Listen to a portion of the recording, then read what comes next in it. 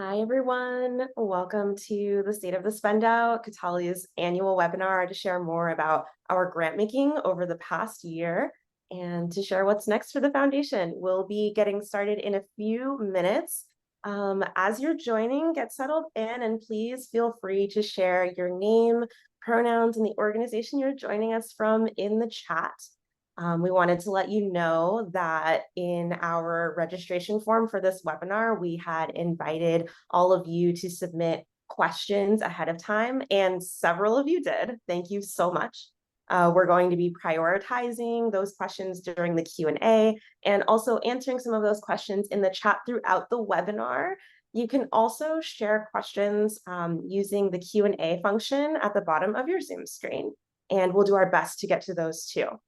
This webinar is being recorded and captions are also enabled. We'll be getting started in just a few minutes, so take some time, settle in, and please do introduce yourself. Thanks for joining us.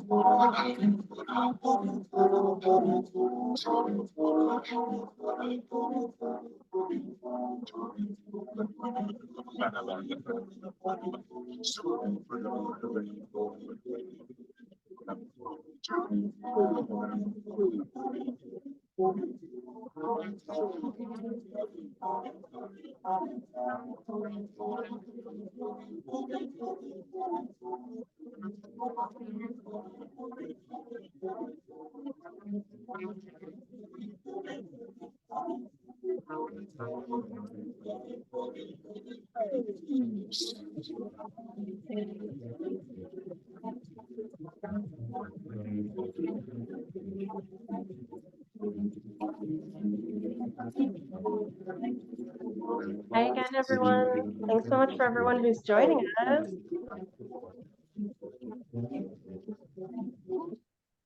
I want to welcome you one more time to Kataly's annual webinar, State of the Spend Out. This is a webinar where we're sharing more about our grant making over the past year and to share what's next for the foundation.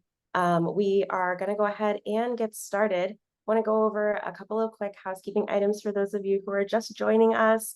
Please feel free to introduce yourself and sharing your name, pronouns, and the organization you're joining us from in the chat. In our registration form, we had invited folks to submit questions ahead of time, and several of you did. Thank you so much. We'll be prioritizing those questions during our Q&A at the end of the presentation today, and also answering some of those questions in the chat throughout the webinar. You can also share questions using the Q&A function at the bottom of your Zoom screen, and we'll do our best to get to those as well. Just a reminder, this webinar is being recorded and captions are also enabled. So we want to thank you so much for joining, and I think we're going to go ahead and get started. So it is my pleasure to hand it off to Emeka Agbo, CEO and Managing Director of the Restorative Economies Fund at the Kataly Foundation. Emeka, welcome. Thank you so much, Danielle. Good morning, everyone, or good afternoon for some of you on the East Coast. It's a pleasure to be with you this morning, and thank you for taking time to join Kataly's annual State of the Spend Out webinar. This webinar is an opportunity for us to share with our peers in philanthropy, our grantees, and others that are committed to a more just and equitable world, how our work is coming along. We want to use this as an opportunity to let you know what we're learning as we move through Spend Out, places where we've made adjustments, and just how far along we are in our Spend Out. And we decided that having an annual webinar would work better for our field, given the fact that we know so many of you are busy and it's highly unlikely that folks want to read another report. So thank you for taking the time to join us, and we look forward to engaging with you in the Q&A along with the chat box. So I want to take a moment to set some context for our current political moment and the work that we're doing right now. As a practitioner funder, Kataly is deeply committed to cultivating deep and trusted relationships with our grantees. And because of that, we recognize the importance of staying informed and aware of the conditions that impact and shape the material conditions of our grantee partners on the ground. And so we're holding a number of things this year as we continue to move through Spend Out. We recognize that we are heading into a very important election year. And at the ballot box in November, people won't just be voting between one political party or the other, but we are voting to figure out how we protect and defend our democracy, to ensure that people have access to a democratic process by protecting voting rights, and that we are actually able to push back against the tides of a rising global movement of fascism that's coming for all of us. We hold all of this with the recognition that we're also facing ever increasing climate chaos and a lack of political will and action from global leaders to address what's needed. And all of this also with the constant threats and rollbacks of reproductive justice rights to so many of our loved ones, and the steadfast fear that this brings to so many LGBTQIA plus communities and the attacks that they're receiving in their daily lives.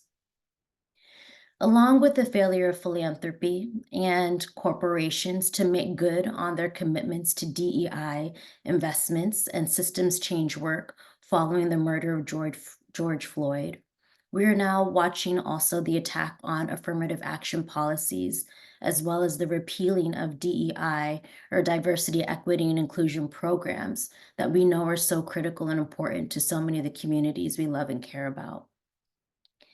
And even still, we hold all of this in the recognition that we are still facing an ongoing war in Ukraine, and that many of us are also in this same moment calling for a ceasefire to the brutal retaliation that we're experiencing or watching in Gaza and Rafah following the devastating attacks on October 7th. We think that it's really important to name the full political context of the moment that we are in. It helps to create shared understanding about the role and responsibility that we have in philanthropy to support and resource those communities that we know are on the front lines and will be impacted first and worst by so many of these issues. So this is the context of our work. And this is why we remain so steadfastly committed to redistributing our resources to build the political, the economic, and the cultural power of Black, Indigenous, and all communities of color, because we want them to be able to build self-determined and thriving livelihoods for themselves and their loved ones. So thank you again for joining us to learn more about our work, what we've been up to. And I'm honored to welcome back Danielle, our Grants Management Program Officer, to take us through the next section of our time together. Thank you so much, America. And thank you everyone for joining us today once more. I am excited to share an overview of Kataly's grant making, both over the life of the foundation, as we are a Spend Out Foundation, and then also to hone in on our grant making from 2023. And so part of the purpose of this webinar is really to practice transparency around the way we talk about our grant making. And so in this section, I'll be giving a quick overview, mostly focusing on the most recent year of grant making. To start with total giving, so Kataly was initially created with an initial investment of $445 million in assets from Regan Pritzker and Chris Allen. And to date, we have redistributed nearly $198 million in wealth, with an additional $37 million having been pledged for future redistribution. And so this puts us fairly close to spending out as we have intended. And throughout the life of Kataly, we have had the honor and privilege of engaging with 461 grantee partners, 301 of whom are currently active, meaning that they continue to receive grants and or investments from the foundation. On the next slide, we'll talk a little bit more about 2023 and hone in on the last year. So in 2023, we redistributed just a little under $58 million, making 294 grant awards in the year. Of that 58 million, 1.8 million was allocated toward rapid response, which went to about 35 grantees. And there were a couple of rapid response initiatives we wanted to highlight here. One of them being the response to the really devastating wildfires in the island of Maui, where we were able to deploy $650,000 to 9 organizations who are working to stabilize the communities and also really build sovereign platforms for a better future in the island. And then we also did grant making in response to the ongoing humanitarian crisis that we are witnessing in Gaza and in Palestine. The grants that were deployed by Kataly really supported groups to build power and hold safe community space in Arab and Muslim communities to protect people from hate crimes and state-sanctioned violence, and to build solidarity between Arab and Jewish communities here in the United States, and to demand liberation for Palestine. We deployed $680,000 to 23 organizations just a couple of months ago in rapid response there. And then we also wanted to highlight the 15.2 million that went towards land-based projects.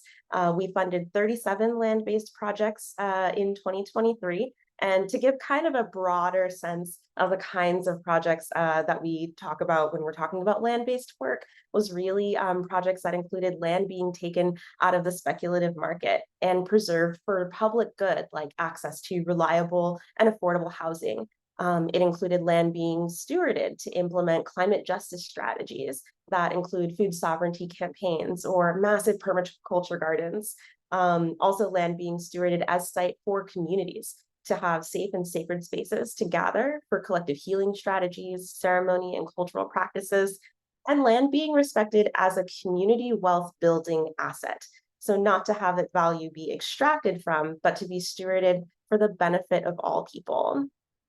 And last year, I wanted to point out during this webinar, we had shared that we were awarding fortification grants to our grantee partners. This was in response to the persistent and challenging economic conditions that we were facing. Inflation was at an all-time high. And our goal was really to provide some relief to organizations who are contending with deep economic uncertainty and strain. And so in early 2023, Kataly was able to move 6.85 million in fortification grants to 137 of our grantee partners last year. And we'll jump into the next slide to look at a breakdown of the types of support that Kataly has offered to its grantees in 2023. So in 2023, almost 60% of our grant making was for general operating support. 26% was for capital campaign support, 10% more project specific, and 5% was for rapid response. Now I'm going to break this down further and say, in this space and in philanthropy, there is a discourse around general operating support being the gold standard. And we absolutely agree with that. We think the less restrictions on grants that we can give, definitely the better, because it then gives organizations and communities the room to really self-determine how to use the funds in the best interest of their needs, their aspirations, and their long and short-term goals. And one of our goals at Kataly is to be responsive to those needs and the asks that our grantee partners bring to us. In some cases, we make specific grants in response to specific requests that come from grantee partners. And that's where the project support specific work comes up, as well as capital campaign support. And I'd like to describe project-specific work a little more in detail as well.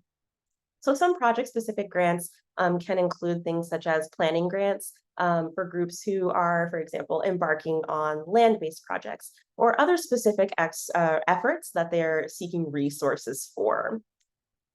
And so this is the breakdown of support and a very quick overview of our grant making. And it's my pleasure to turn it over to Donna Bransford, the Senior Program Officer of the Mindfulness and Healing Justice Program here at Kataly.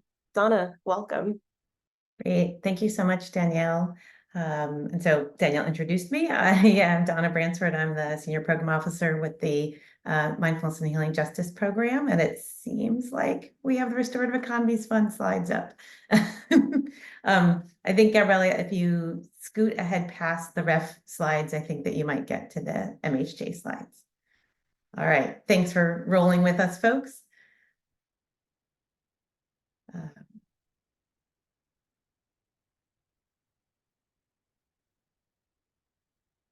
There you go. Oh, there we go. All right, so I'm just going to share a little bit of an overview of MHJ's grant making, which is what we call the Mindfulness and Healing Justice program internally. So just share a bit of our grant making in 2023. So to date, Mindfulness and Healing Justice has redistributed $42.3 million of what is out of a $75 million fund. And then in 2023, we redistributed $15.1 million. And that went to 100, well, actually that didn't go to 101. Let me step back from that. Of that $15.1 million, that included payments on previously awarded multi-year grants, as well as Danielle just mentioned, the one-time inflation fortification grant. So we provided $975,000 in support out of those fortification grants for multi-year grantee partners who are facing those unexpected high costs from inflation. And our total grantees in Mindfulness and Healing Justice program is 101 grantees since the beginning of the program. All right, the next slide, please.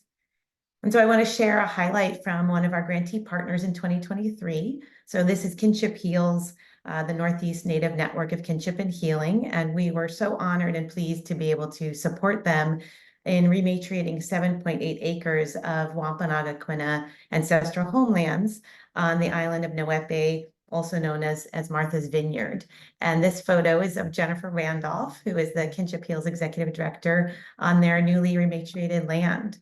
And MHJ built a relationship with them through a network convening space for Native, intertribal, and Latinx practitioners that was convened by For a Loving Future. Those practitioners working together, building solidarity relationships with one another. And we learned about the powerful work of these Wampanoag-Quina women leaders who are supporting Native women facing violence, using traditional ancestral cultural practices for healing and transformation, as well as rebuilding these pre-colonial matrilineal kinship bonds with other tribes to really build power for Native communities across the Northeast based in women's leadership.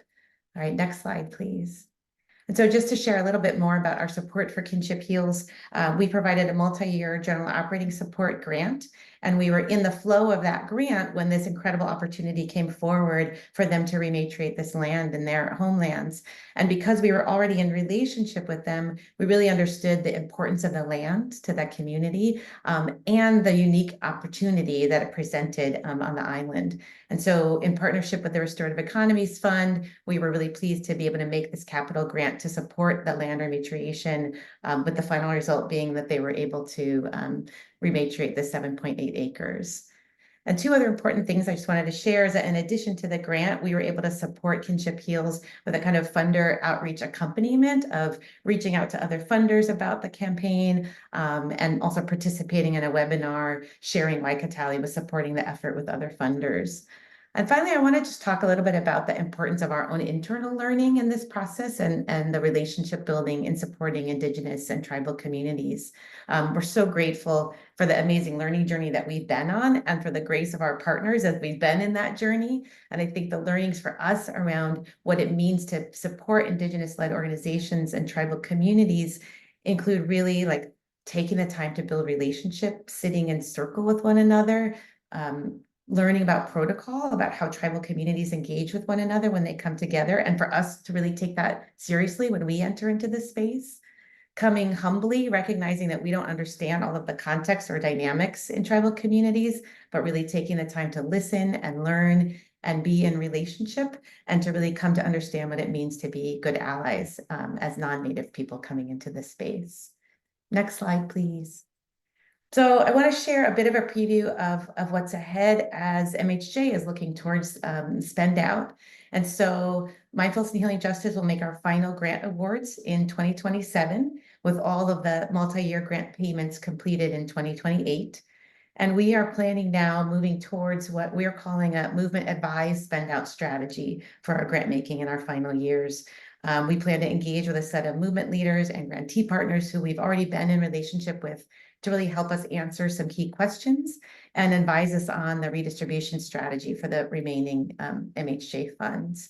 And so there's 4 strategic questions here that we're really asking ourselves and that we plan to engage with our advisors on. The first 3 questions really map to our existing MHJ strategy, and then the final question is kind of an overarching question that we hope will help inform the spend out plan. So what's needed to build community healing justice infrastructure? What does it take to build a pipeline of practitioners who are deeply rooted in and accountable to community? What do Black, Indigenous, and people of color-led spaces and land make possible for healing and transformation in our communities? And what can MHJ support in the next few years that will really take us a step closer to our North Star of community self-determination and a reduced reliance on philanthropy in the mindfulness and healing justice spaces? So I'm going to turn it over now to Amaka, who's going to share more about the Restorative Economies Fund. Thank you. Thank you, Donna.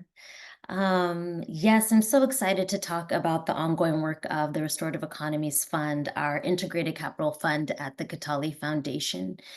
So as you can see on the slide, our year to date is that we have redistributed upwards of $121.4 million.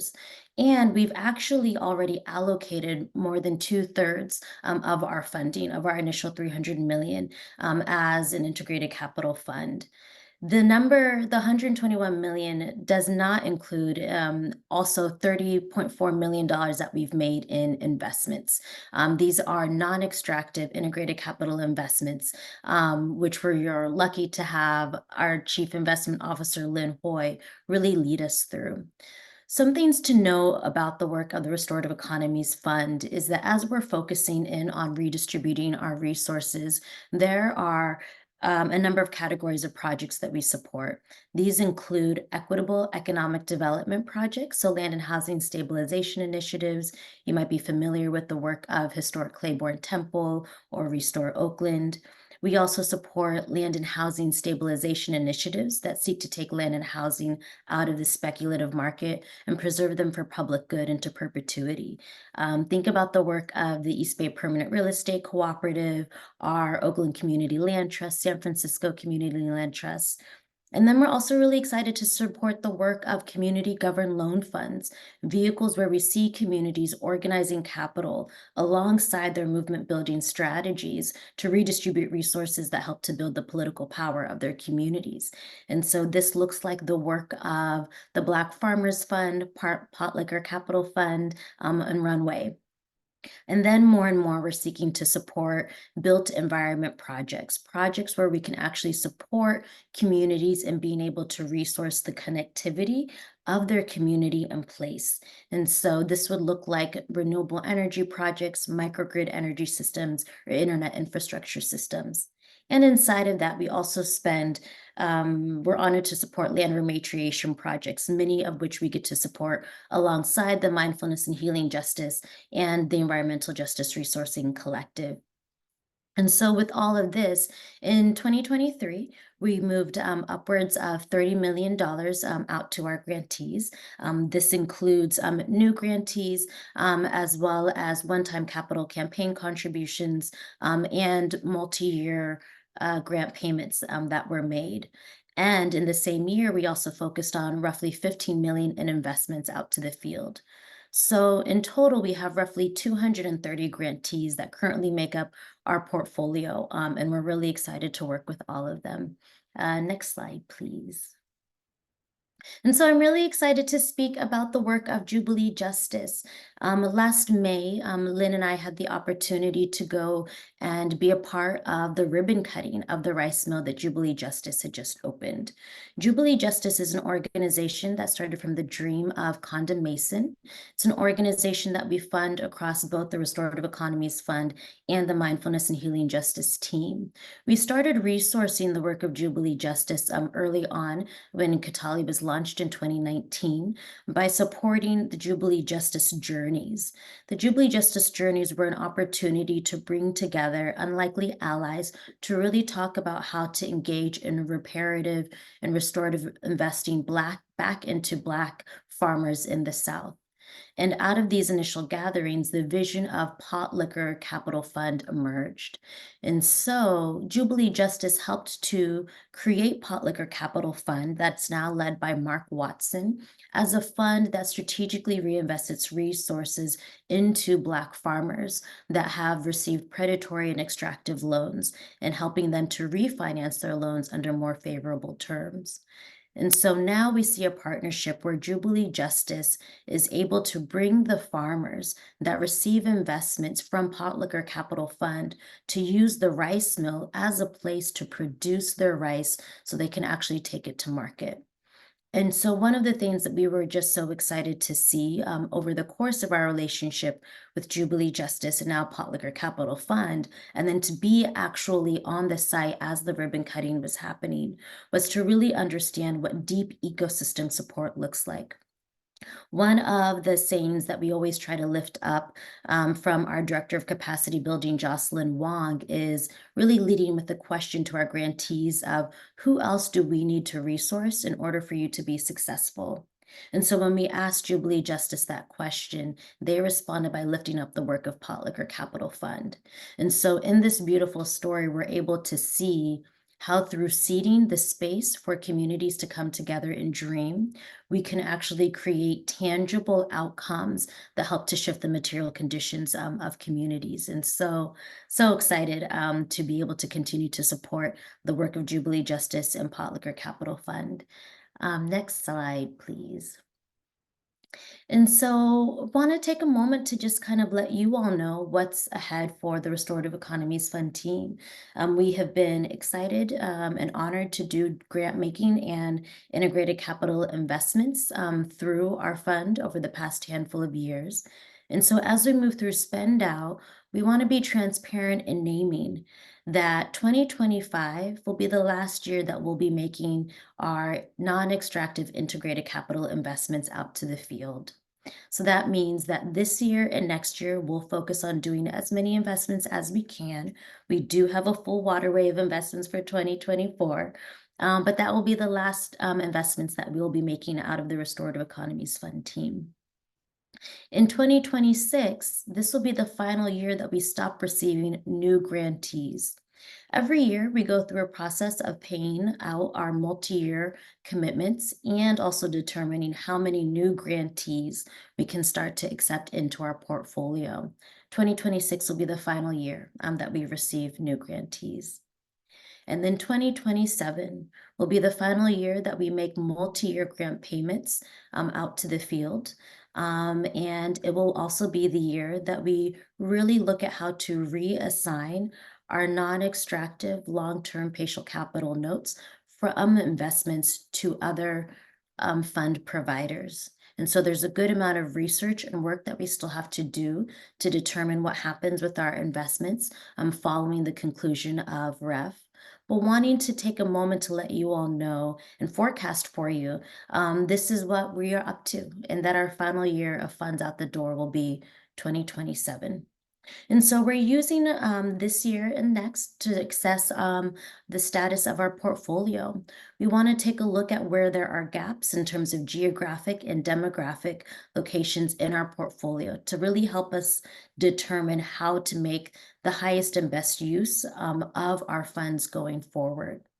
And we're also spending a good amount of time really honing in on philanthropic advocacy. We have been excited to have partners like Olamina Fund, Libra Foundation, and others come alongside us in co-investments as we do non-extractive integrated capital investments.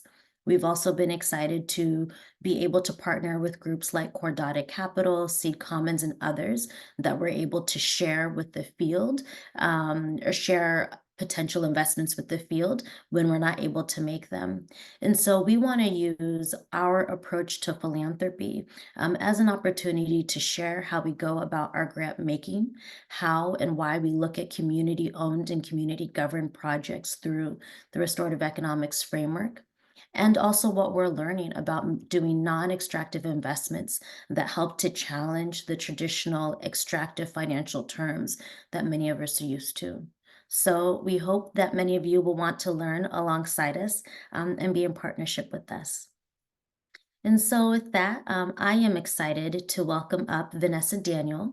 Vanessa Daniels is a leader with our Environmental Justice Resourcing Collective, and she has done an amazing job working alongside these other women of color to really guide this work. So thank you, Vanessa. Thanks so much, Amaka. Good morning, good afternoon. Great to be here with you all.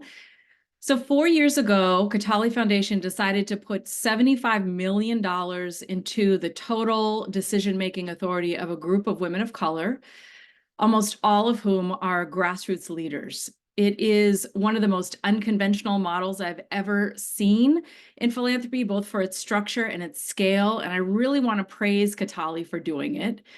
Now, to be clear, I don't praise much in philanthropy these days. I've been in this sector for 20 years. Namaka described perfectly the seriousness of the moment that we're in the world. The main emotion I feel when I look at how funders are meeting the current moment is profound irritation. Every day feels like a Buddhist practice. I am really cheering on Kataly and every single one of you on this call who's breaking with the conventional. Why? When we look at conventional philanthropy, it's really 3 easy steps. Step 1, you pick a problem: poverty, climate change, education, whatever. Step 2, you find the people who are the furthest away from the impacts of said problem. And I mean, you find Brett, you find the white Harvard legacy graduate. Brett has never been poor. He's never spent much time with people who are poor, but he has what? Studied poverty. He's grafted, in fact. Most importantly, he's very confident. That's step 2. Step 3, you put him in charge of all the money. So it's really that simple. You know, you don't have to worry. Brett's not just making decisions by himself. He's consulting with his friend Blake over at Goldman Sachs, and sometimes with Chad from Citibank. You know, they're comparing their graphs and they're making grants, and it's worked out great. Brett's greatest hits include giving less than 10% to women, even less to people of color, even less to anything at the grassroots. And most recently, telling grantees to stop mentioning race now because it looks like SCOTUS may not like it one day in the future. Okay, that is the model. It's working beautifully. You know, the planet is just fine. Poverty's been eradicated. Our education system is the envy of the world. Okay, so despite all this stunning success, some of you here today are turning to unconventional models to try to lessen the distance between the people with a track record of actually delivering change for the most impacted communities and the people who decide where money should go. So please, for the love of God, nature, Beyonce, or whatever is most important to you, keep going if you are doing that. So this particular model is said, what if you take a group of people, the majority of whom are still working on the ground? They're still embedded in community. They're still viewed as peers rather than funders by those at the grassroots. They're still primarily accountable to the community rather than to people of wealth. What if we gave them full decision-making over where a large amount of money goes? So let's see what happened.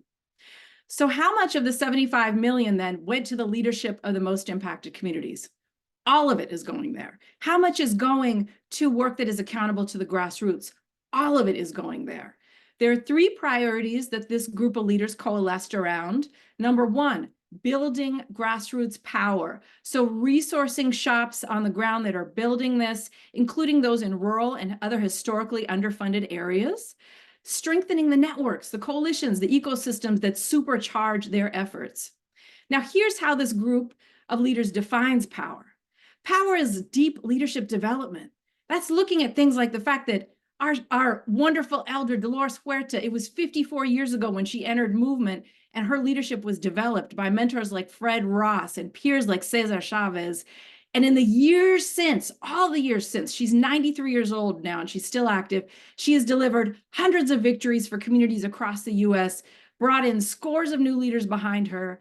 So investing in leaders like Ms. Huerta from their youth through their career has one of the greatest impact on our societies, on our laws, policy, cultural norms, almost than anything else. What else is power? Power is base building. The goal of a grassroots base is an important one because we want a base that is powerful and durable enough to win the policy, the regulation, the election that's right in front of us, but then to defend every victory, to win again and again and again into the future. Power is the ability to play the long game. They're also saying power is not just base building and leadership development for their own sake, but it's aiming at something that improves people's material conditions. Power is durable infrastructure that gets us to the level of solidarity and strength in numbers that we need to win at scale. Okay, so that's number one. That's pillar number one, is building power. Number two is collective healing, acknowledging that movements need to sustain themselves long-term, and core to that is decreasing burnout and increasing access to healing.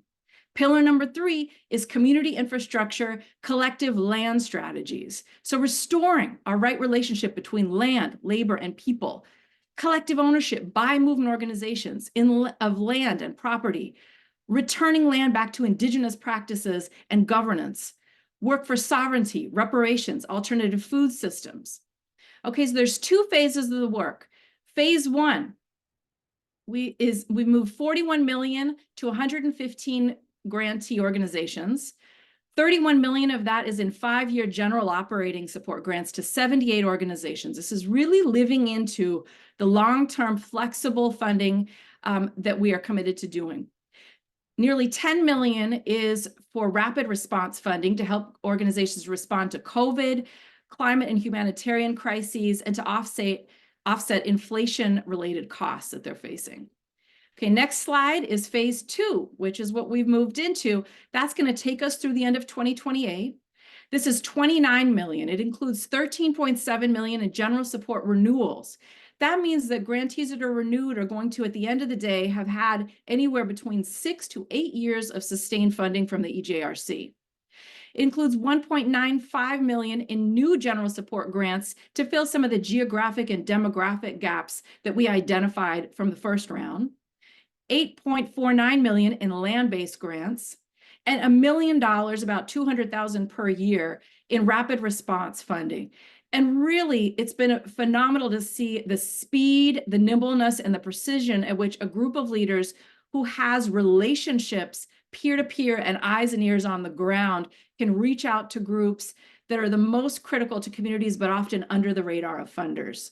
Always, always with an eye to organizations that are rooted in community, where the influx of resources for them is not just going to help them meet the moment, but help them build the durable infrastructure that they need to fight for the long haul.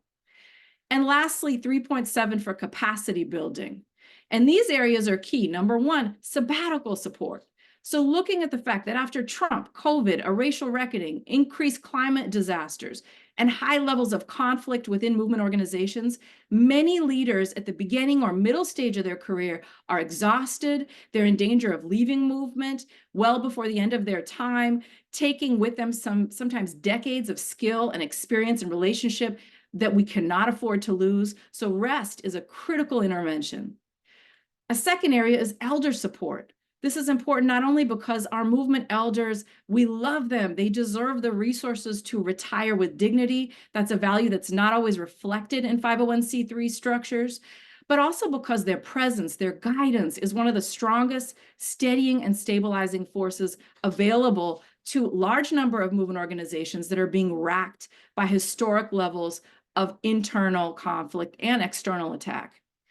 And lastly, language justice support. So strengthening the reach and infrastructure of the best language justice shops so that movement organizations can engage the greatest number of people. So that's the state of the spend down for the EJRC. The greatest hits look different, y'all. So stay tuned with more about the model and the impacts that are going to be coming your way in the coming months and years. So it's my pleasure now to pass it to Jolene Ruffin to talk to us about upcoming staffing changes. Thanks, V. You got us all hyped. Good morning and good afternoon, everyone. Loving the chat today and really happy to be with you. In my role as the Chief Financial and Operations Officer here at Kataly, I oversee many aspects of the internal operations of the foundation, including finance and accounting, information technology, human resources, and grants management. And today I'm tasked with talking to you briefly about staffing at Kataly and how we're expanding our team to align with our spend out priorities. So when I started at Kataly just over 3 years ago, it was during the height of the pandemic. I was employee number 4. We conducted all the interviews over Zoom. I didn't meet anyone in person for like close to 9 months. Everyone was working virtually from their living room / makeshift classroom / temporary office. And back then we often joked that we were building the plane as we were flying it. The fact is, many well-established foundations who make the decision to spend down their assets have existing staff, systems, and processes already in place. Kataly is unique in that it was founded as a spend out. It was founded as an experiment in what is possible if we could build an organization from the ground up that is truly responsive to social movements and focused on redistributing resources out into communities of color at a pace equivalent to the need. So while we were hiring staff, setting up our grants management systems, and exploring mission-aligned investment options, we simultaneously paid out $40 million a year in grants in 2020 and 2021. Yes, we were building the plane as we were flying it. The traditional business model approach to starting a new foundation often involves lengthy planning and a lag between when funds actually reach movement groups. For us, employing a lean startup model at the beginning of the foundation allowed us to embrace a cost-effective, iterative process. We focused on rapid experimentation and continuous learning while resourcing the communities that we serve. But as we prepared to ramp up grant making in 2020-22, we began to see increased levels of stress among our staff. Staff handling multiple roles had less time for innovation and creativity. Fewer layers of management meant decisions could be made more quickly and implemented faster, but it also placed an undue burden on management staff supervising multiple roles. We became vulnerable to absences, with the loss of just one person significantly impacting operations. We knew that to meet the call to action from social movements, we needed to pause. We needed to examine our structure, our capacity, and our culture to be able to continue to respond at the speed and scale of the needs of the field without burning out our team members. So in 2022 and 2023, we transferred $65 million and $73 million respectively to grantee partners. While our staffing levels were consistent with those of our foundation with a $350 to $450 million asset base, we were moving funds at the equivalent rate of a foundation with a $1 to $1.5 billion endowment. There was clearly a mismatch between our internal resources and the amount of money that we were moving. So we embarked on a year-long process to develop an org structure to match the needs of the foundation. With our org development consultants, we used a justice and equity lens to evaluate resourcing gaps in our people, processes, and structures, while ensuring that just transition, solidarity, and trust-based principles continue to be applied to our work. So the completion of this process has solidified Kataly's roadmap towards spend out, and it has also helped us identify opportunities for the foundation to further develop and enhance our organizational culture. So on the next slide, I'll talk about hiring at Kataly. We are so excited about expanding our team, and from the response to our position postings, we see that there's a lot of enthusiasm in the field to join Kataly. We're fortunate to be working with the fantastic folks at Koya Partners who are leading our candidate searches. In the first phase of our hiring timeline, we plan on bringing on 3 new positions in the second quarter of 2024. So here's a little preview. First, the Managing Director of Programs, or MDP. Reporting to the CEO, they will support Kataly's autonomous program teams In this role, they will serve as a voice on the leadership team for needs, concerns, and questions that arise within the grant-making areas. And they'll serve as a critical connector and advocate for opportunities to collaborate across program teams. Second, the Senior Program Officer for Environmental Justice Resourcing Collective, EJRC. They will report to the MVP and will partner with our 9 EJRC leaders and Kataly team members to support decision-making, planning, and grant-making related to our environmental justice portfolio. The third position we're hiring for, and the position that I'm selfishly most excited about, is the People and Culture Manager. Reporting to me, they will support the creation of what I hope is a transformative people strategy that centers culture and shared values. They will lead initiatives focused on learning and development, engagement and retention, and career planning and transition. You can find a link to these position postings in the chat. Please reach out directly to Koya Partners with any questions and to submit your resume or nominate a candidate. We are using a phased approach to our hiring, with additional hires taking place over the next year.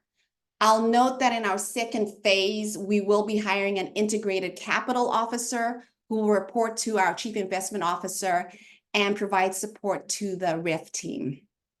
So please watch this space for more to come on that position and others.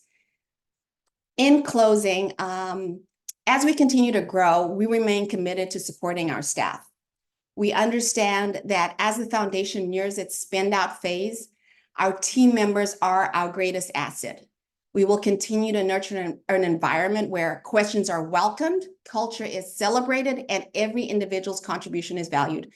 Thank you so much for your time today. And now I'll hand it over to Kataly's Chief Investment Officer, Lynn Hoy, to talk about our investment strategy.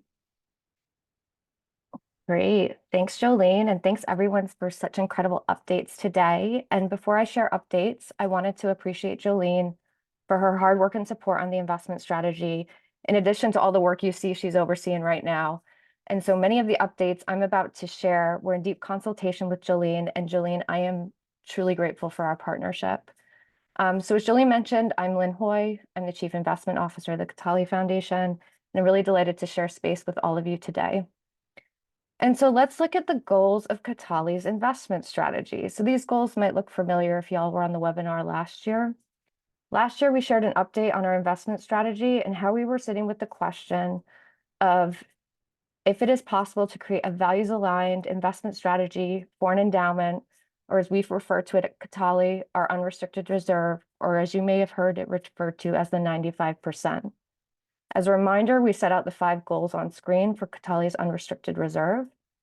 And I'll be honest, at certain points over the last year, Jolene and I have thought, maybe we can't do this. Maybe there's too many barriers. Maybe we just don't have the capacity. However, both of us felt strongly that our goals were possible, that even with all the constraints and barriers, we could build on what other foundations have done and provide a pathway to others. We also knew that our grantees and our investees have a high expectation for Kataly, and that we have an obligation to align our mission across our grant making and our unrestricted reserve. We so often hear how foundations want to be more mission aligned in their endowment, but they don't allocate funds to make that possible.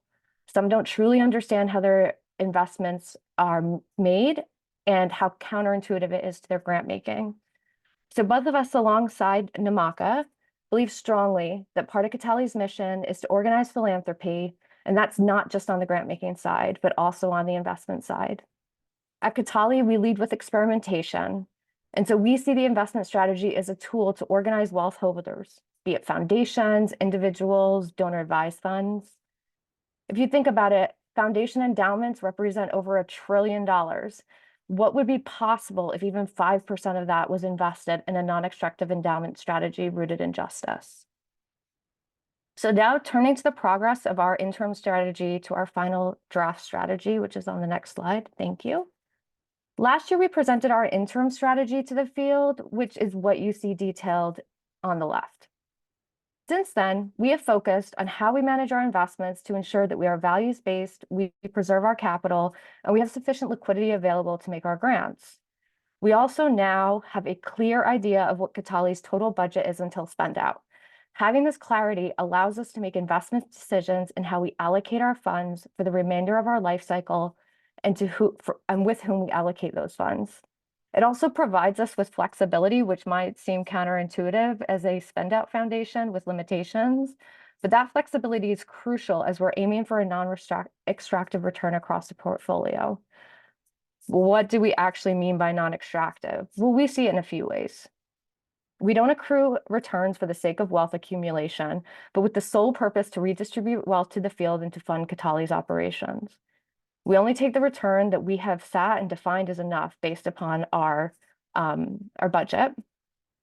And we leave organizations that we're investing in a better position than when we began the relationship. So to deliver on these principles, we created what's called a fixed income strategy, where we will invest our unrestricted reserve in a set of investments with known cash flows. So for example, if you have a certificate of deposit, that would be considered a fixed income investment. And so how do we make those investments?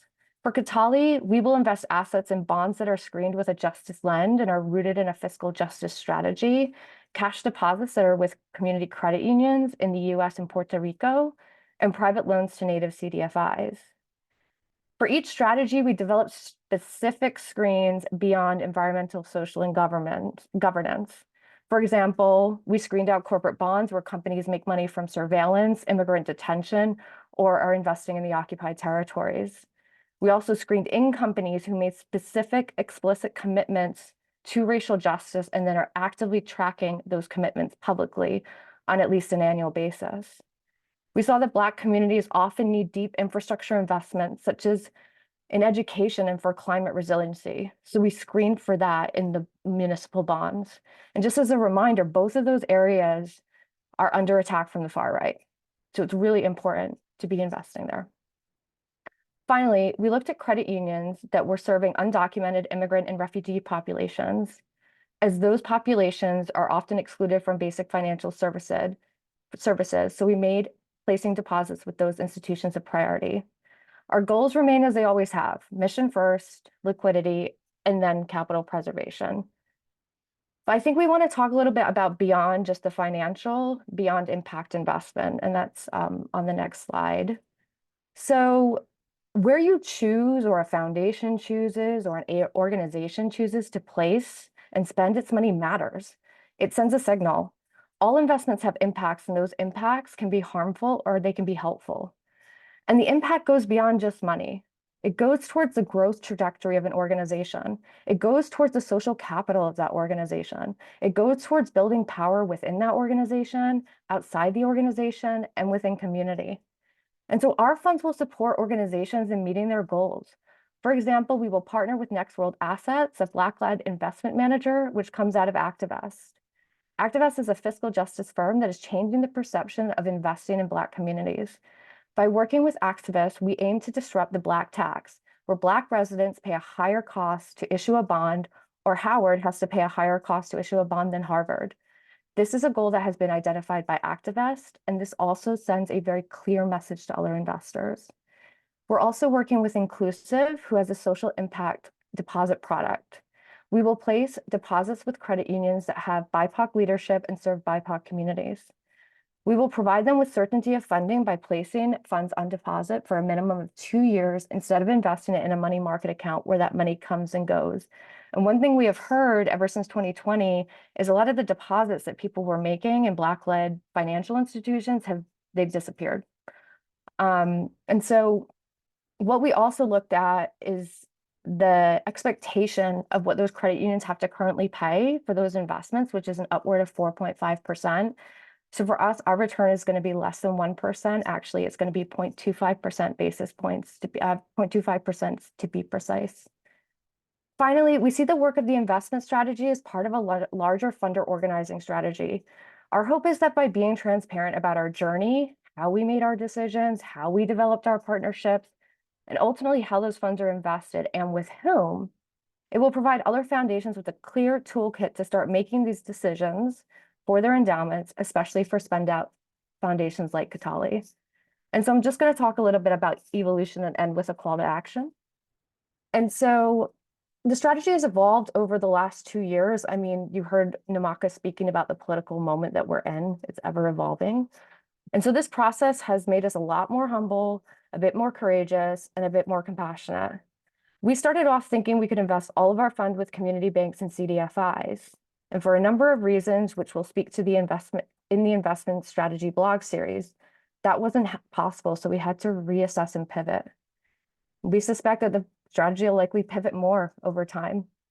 And we also had to get really realistic about what we could and couldn't influence in the broader investment space as a spend out foundation. We could influence contract language to ensure it's fair and equitable. We can influence trillion-dollar institutions to build financial products that are rooted in justice unless we were significantly larger, and sadly, we were part of a perpetuity foundation, which is why an organizing strategy becomes so much more important. One thing we all know is that change is constant, and we have to be aware of the macroeconomic world and what continues to be important to our movements to make sure we are responsive and in step with them. And so finally, as I've mentioned a few times, we're thinking a lot about how we organize funders, and I'd like to close with a call to action. As many of you know, Fearless Fund and other programs, there's a few here in San Francisco, are being targeted because of who they are and how they choose to make financial decisions, whether it's an investment or a grant. And I just want to be really specific here. These attacks are predominantly made towards Black women and Black women-led organizations. That's very important. There's a huge organizing opportunity for us, and I know some of you are already organizing for foundations to recommit to their equity and justice stances, both in their grant making and investment strategies. Sadly, what we have been hearing is that many foundations and financial institutions are changing their language about who they fund in response to legal challenges, which at its core is erasure, not only of the people they are funding, but of our continued denial of our shared history. These programs are needed to start the necessary financial repair needed because of historic extraction and systemic racism.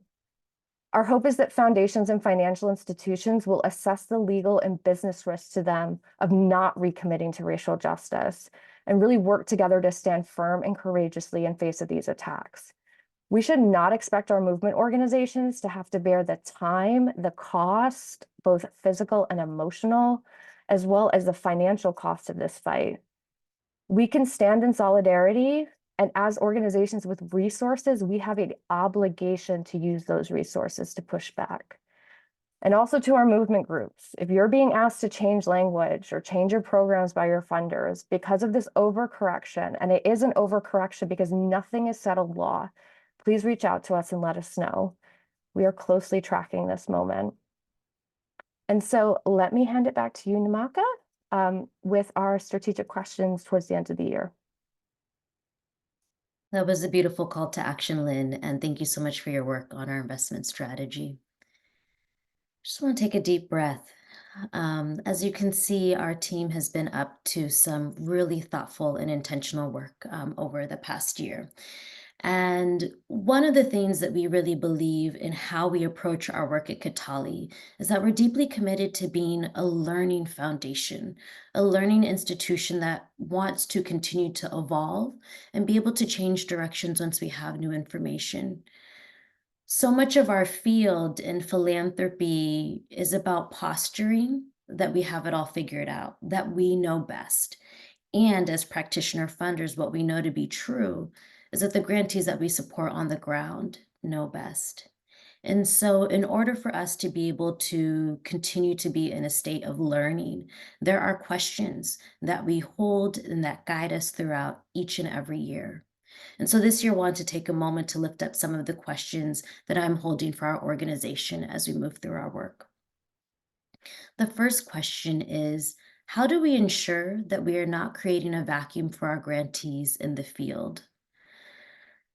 We are constantly sitting with what does it look like to create a responsible exit for our grantees. As a funder that is committed to funding early, often, and at scale for our grantees, we recognize that when the work of our Mindfulness and Healing Justice Collective, our Mindfulness and Healing Justice program, our Environmental Justice Resourcing Collective, and the Restorative Economies Fund comes to an end, there will be a question for many of our grantees and borrowers about how they look to replace that funding. And so we're actively in conversations with grantees as well as other peers in the field about how we go through a responsible exit and support our grantees in making that transition out of our funding and into their ongoing regenerative projects. We're also sitting with the question of how do we identify the next set of institutions or donors we want to pass the baton to? Our work at Kataly, we recognize, does not sit in a vacuum. It does not come out of nowhere. It's part of a continuum of many wealth organizers and institutions that have been trying to think through how we go about creating a more equitable economy. And so the work of the Kataly Foundation is following off of the spend out of the Candida Fund, the work of the Fund for Democratic Communities, Chorus Foundation, Atlantic Philanthropies, Bechtel Foundations, and so many others.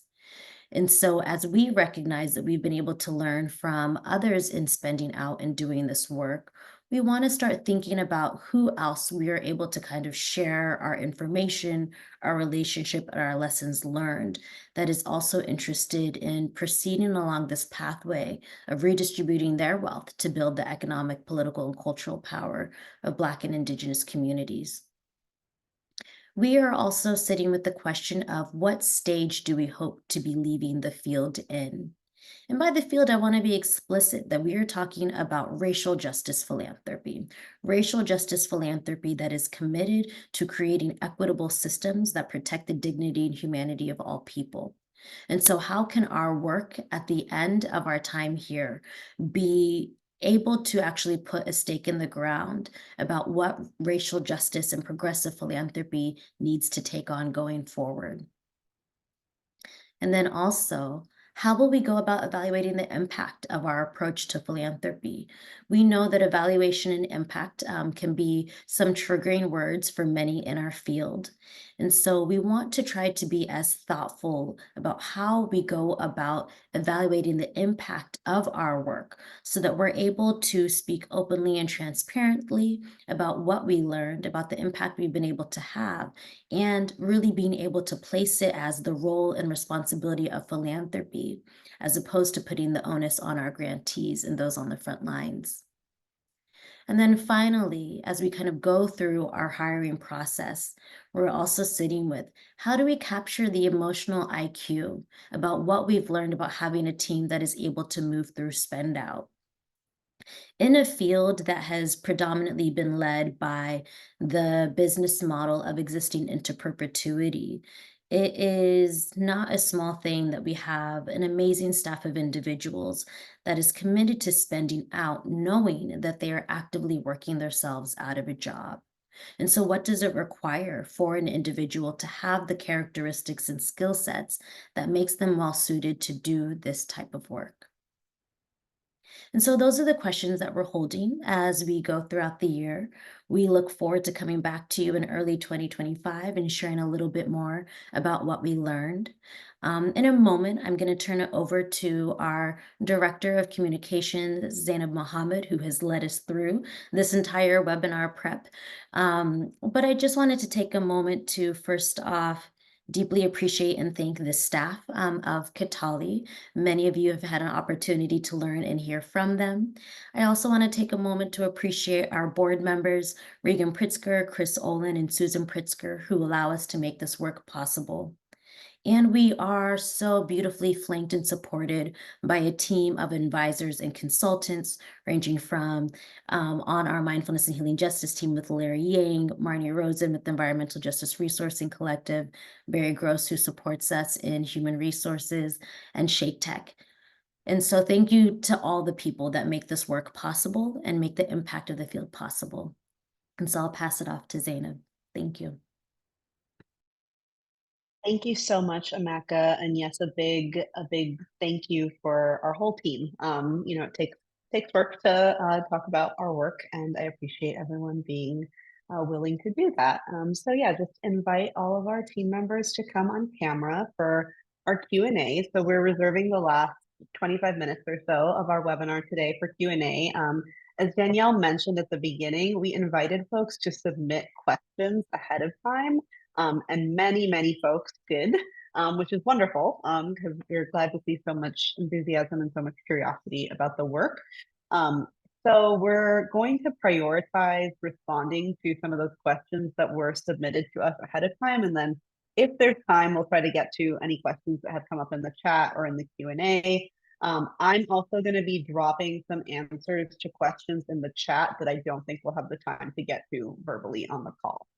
So the first question I'm going to take, which is that we got a bunch of questions about how Kataly plans to capture and disseminate learning as we spend out, and questions about like how we're going to document our processes as a foundation. So this is an ongoing process for us. Documentation is a big undertaking, as anyone who has been at a spend out knows, and we're really learning a lot from other spend out foundations in the field and how they are documenting their work. Part of our documentation process at Kataly is sharing what our work looks like while the spend out is still in progress. We don't want to wait until Kataly closes before we share our lessons learned, because as we all know, the work is never finished. And we also really want to invite folks to learn alongside us as we're doing the work, so that, you know, we can learn from our partners can learn from us, and the work can really be iterative.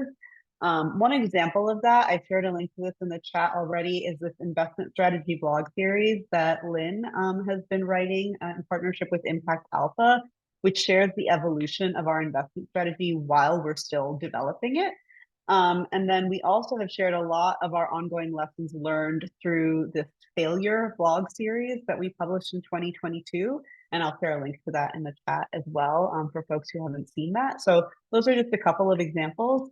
And we're still, you know, developing other documentation processes, and want to definitely let folks know that we will have some form of an archival site once the foundation concludes operations. And we're just kind of thinking through what that's going to look like, and we're very open to ideas. So please, you know, reach out to us with requests that you have for things you want us to share and your own suggestions. And I am going to pass it over to Amaka to take our next question. Our next set of questions are related to lessons learned and failures around our spend out. Y'all are very curious to understand what it means for us to be a spend out and how we're moving through it. And, you know, I would start off by saying our response to this question is, you know, we try hard not to get into the debate of what it means to be a spend out versus a perpetuity foundation. We find that what is more impactful and helpful for the field is to really sit with the questions of how do we invite other foundations to live more into their values and have alignment across their entire lines of business. So what Lynn has been able to model for us in our investment strategy is to figure out how the work that we're doing in our programs, particularly our non-extractive integrated capital investments, how that then aligns with our investment strategy of our unrestricted assets. And so for those foundations that are interested in figuring out what it might look like to be a spend out foundation, rather than kind of jumping to the end, I would invite you to do an audit of what your values are as a whole and where those values show up across your different lines of businesses, where there is inconsistency, why does that inconsistency exist? And then being able to have an honest conversation about what you're willing to do about it.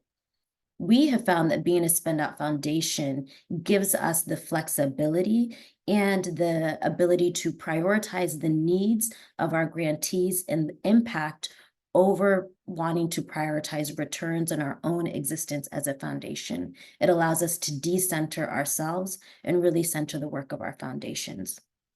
And what we also try to lift up in this conversation about being a spend out is that rather than centering it on the debate of to be a spend out or not, let's actually have a higher level conversation about the state of the nonprofit industrial complex and the role of philanthropy in it.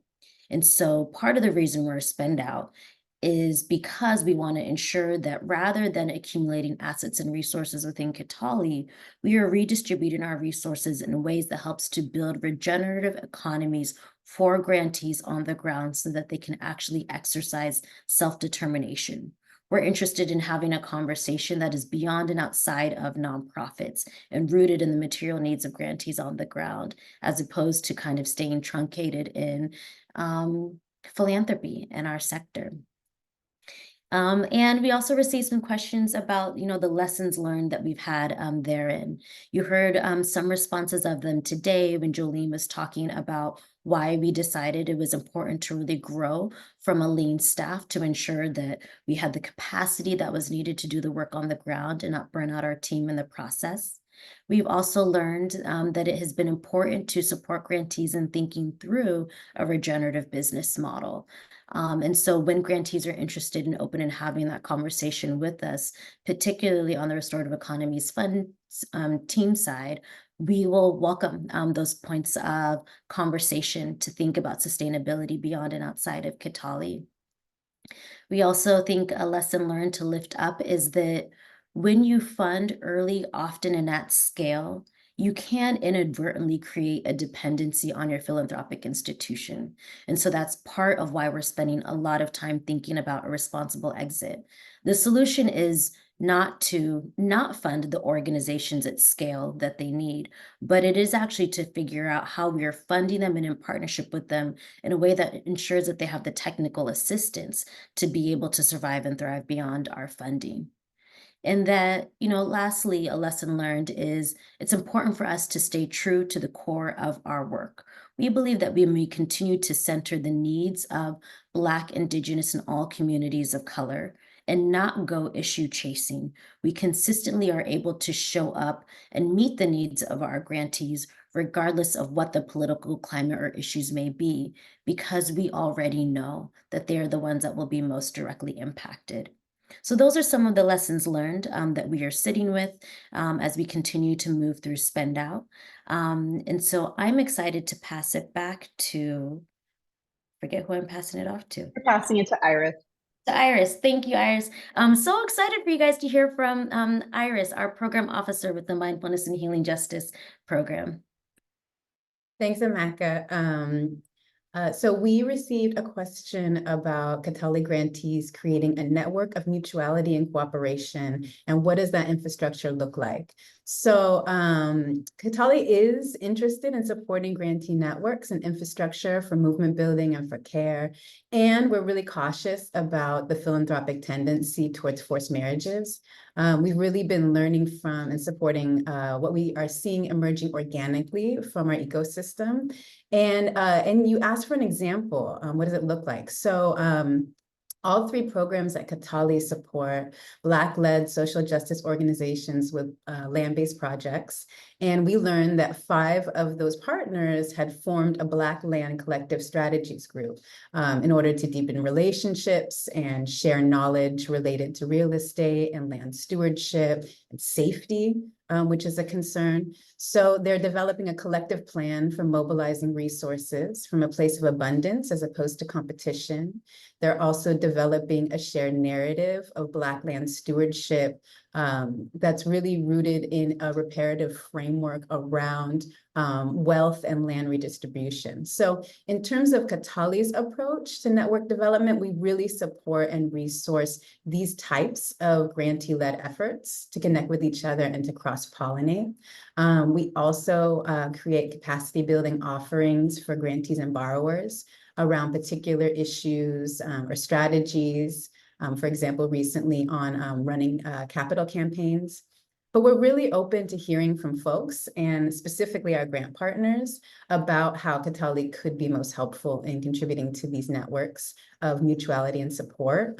So I'd really encourage you to reach out to your program officer and share your ideas and what you're seeing. We imagine this type of work will increase in kind of importance and focus as we get closer to Spend Out. So I'm going to hand off the next question to Danielle. Thank you so much, Iris. I appreciate it. So we received a variety of questions from organizations, kind of all asking, they're interested in partnering with Kataly as a grantee.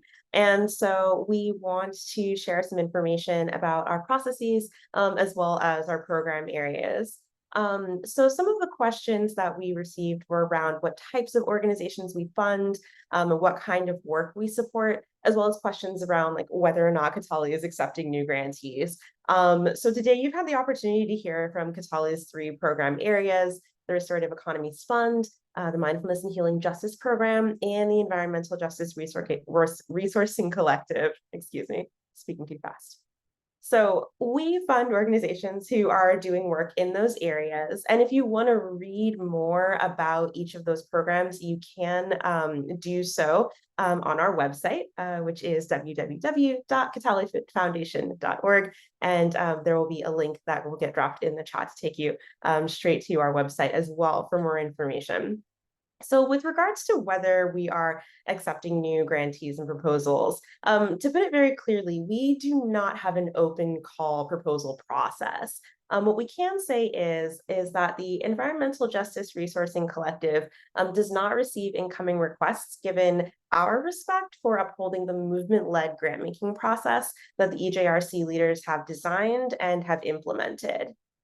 For Mindfulness and Healing Justice and Restorative Economies Fund, both of those programs are actively working through a waterway of requests that we've received to determine which projects or organizations might be a fit or not for their programs. So what I would say is if you're an organization that's interested in partnering with us, start by reading about the strategies on our website and try to self-assess whether they may be a good fit. And if you're reaching out to us, please do send along enough materials to allow our teams to do a little bit of research on your organization.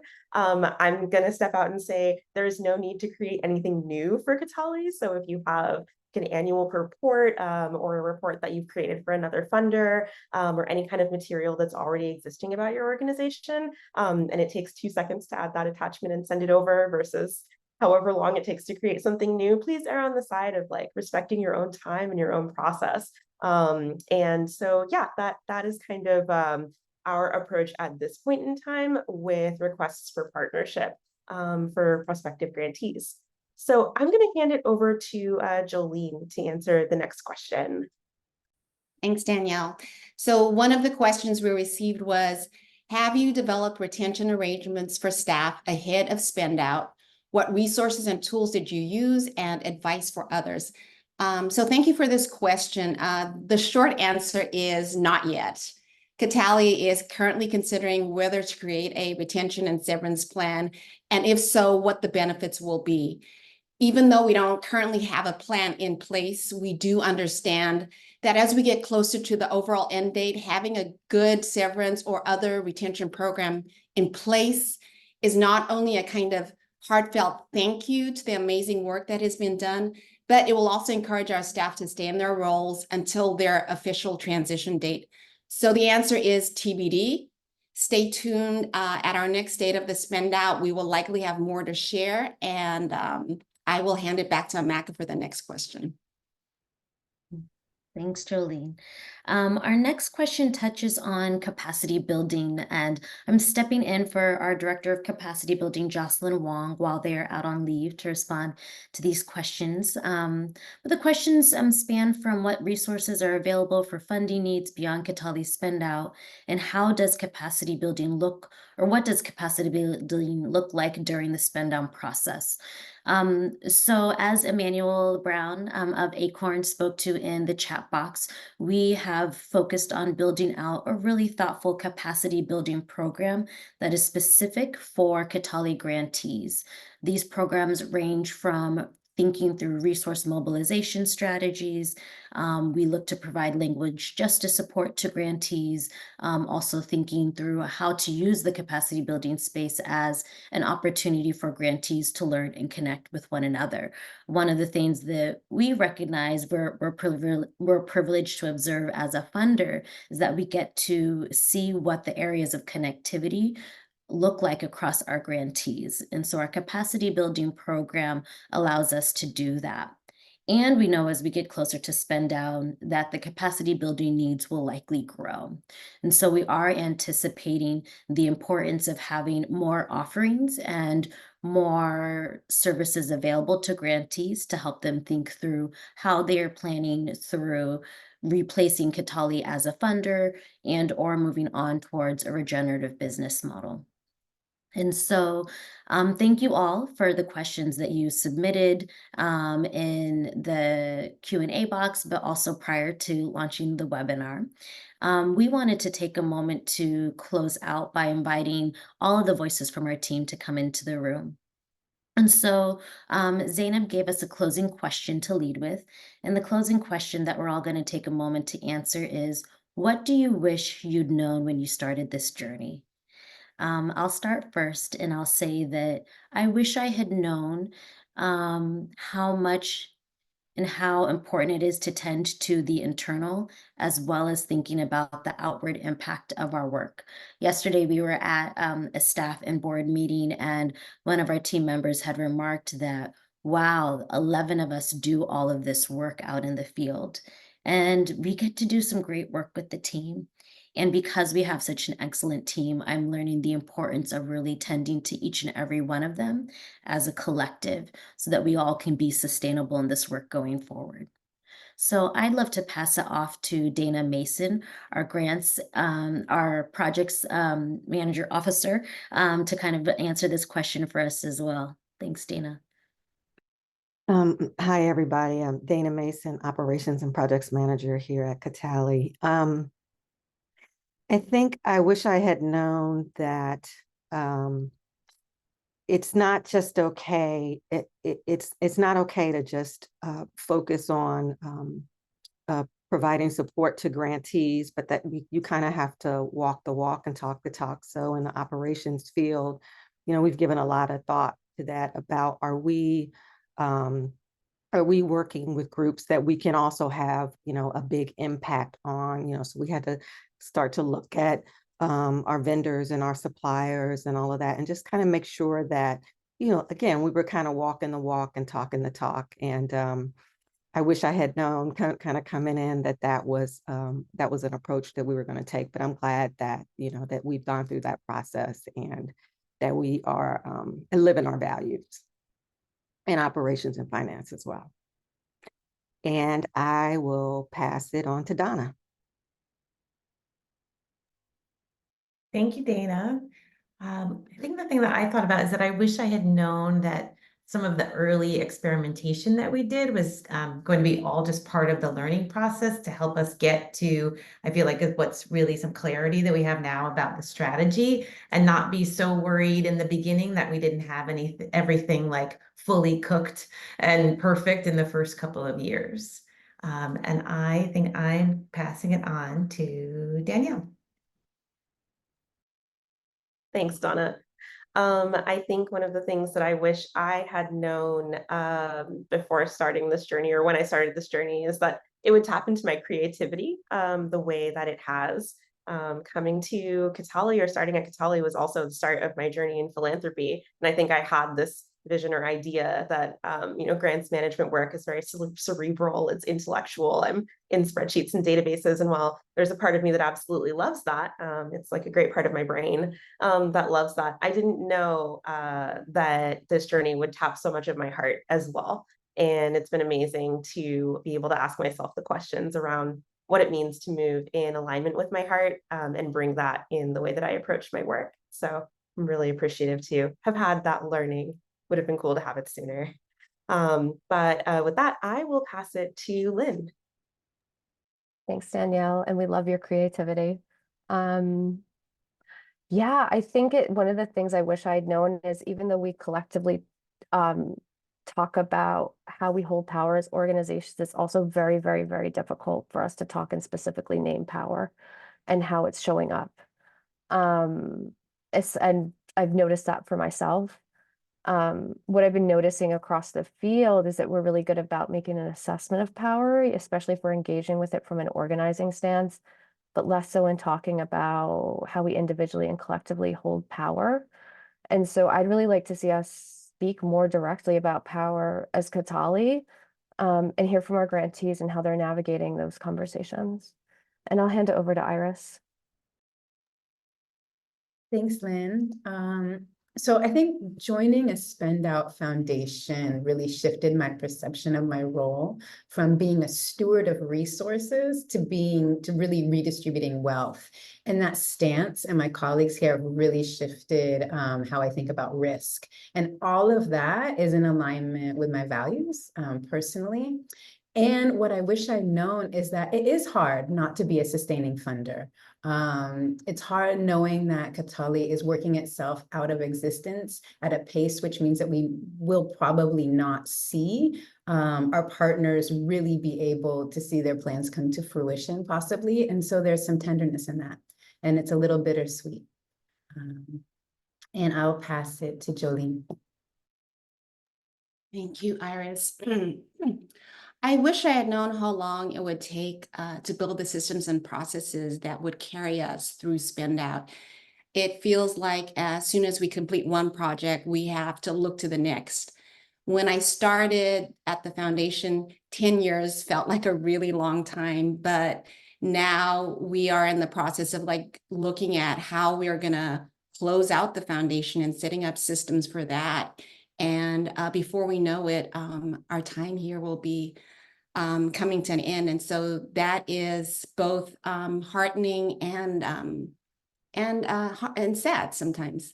But that's what I'll end there and pass it over to, I think V hasn't gone.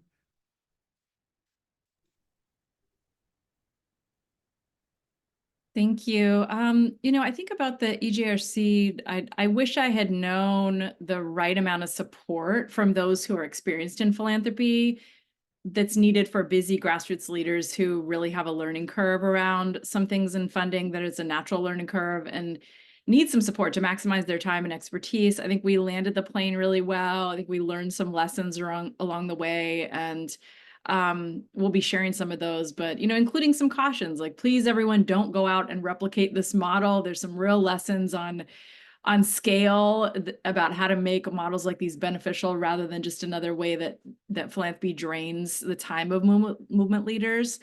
I think, personally, I wish I had gotten this grumpy and irritated with philanthropy earlier. It is so serious outside, as Amaka talked about, the state of the world.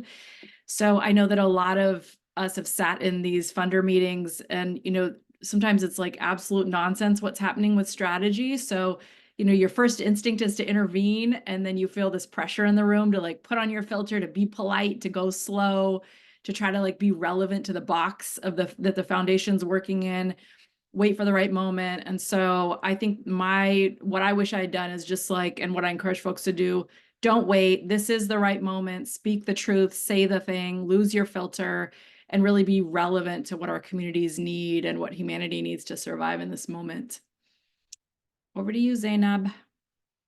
Thank you so much, Lee, and everyone for sharing your answers to this question. I'll credit to someone submitted this question to us, so it was not my question, but I just loved it as like an opportunity for everyone to respond to this, because I think it's easy to, it's easy to think about, what we wish we could have done differently. And so I think it's helpful to reflect on that.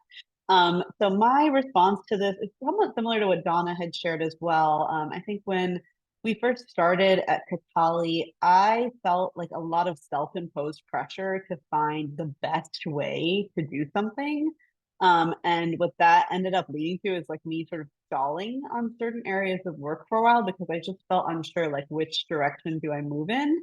And I wish I had kind of embraced experimentation, and I wish I had known that I could try something and that it could not work out, and that I could just move on and do something else earlier, because that like pressure that has to be the perfect thing right away, as others have shared, I think ended up holding me back a little bit. So this concludes our webinar.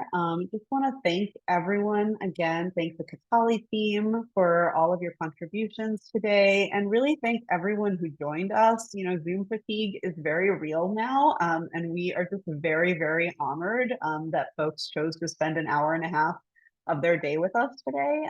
And yeah, really appreciate everyone's time and everyone's participation and all of the insights you shared in the chat. Appreciate all the questions we received in advance. Encourage folks to stay in touch with us via our email list, which you can sign up for on our website. I will drop a link to our website in the chat again right now, if you want to stay connected with us. And we will be sending out a recording of the webinar along with kind of a roundup of the highlights. It'll be hard to choose highlights, but we'll be doing that early next week. So stay tuned for that, and feel free to share that with whoever you'd like. And thank you so much again to everyone for joining us today.